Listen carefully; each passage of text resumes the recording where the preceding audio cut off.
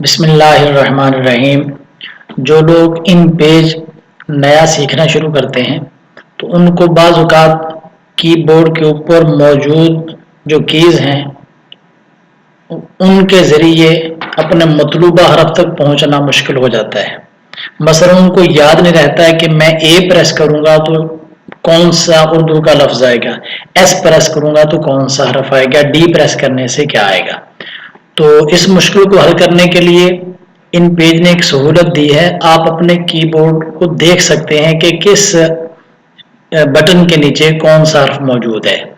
आप एडिट में जाएं और एडिट के सबसे आखिरी ऑप्शन के अंदर जाएं और ये आगे 3-4 ऑप्शन खुले और सबसे नीचे ये कीबोर्ड वाला ऑप्शन है, इसमें क्लिक करें।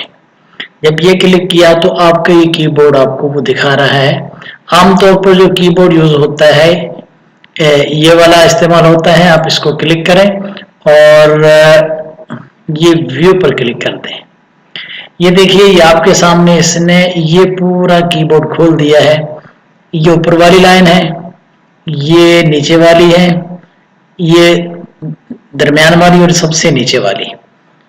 इसके अंदर ये मसलन ए वाला बटन है तो ये इसके अंदर ये नीचे और ये एक लफ्ज ऊपर, इसी तरह एस के एक नीचे एक ऊपर।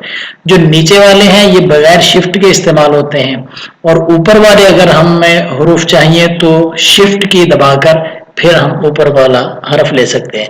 मसलन अगर हमें सीन चाहिए तो सीधा एस को प्रेस कर दें तो ये सीन टाइप कर देगा, और अगर स्वाद चाहिए तो फिर पहले शिफ्ट दबाएं, शिफ्ट के साथ एस को दबा देंगे तो फिर ये स्वाद लिख देगा।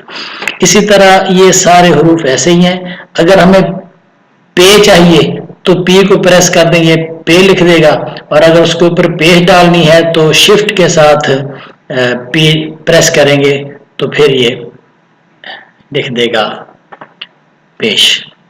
ये है आमतौर पर तरीका कि आप इस जरिए से अपने कीबोर्ड को देख सकते हैं कि किस किस हरफ के नीचे कौन सा हरफ मौजूद है।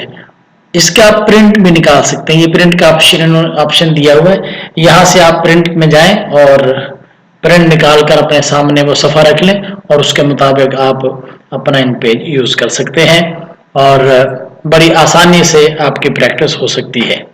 अस्सलामु अलैकुम वरहमतुल्लाहि वबरकातुहू।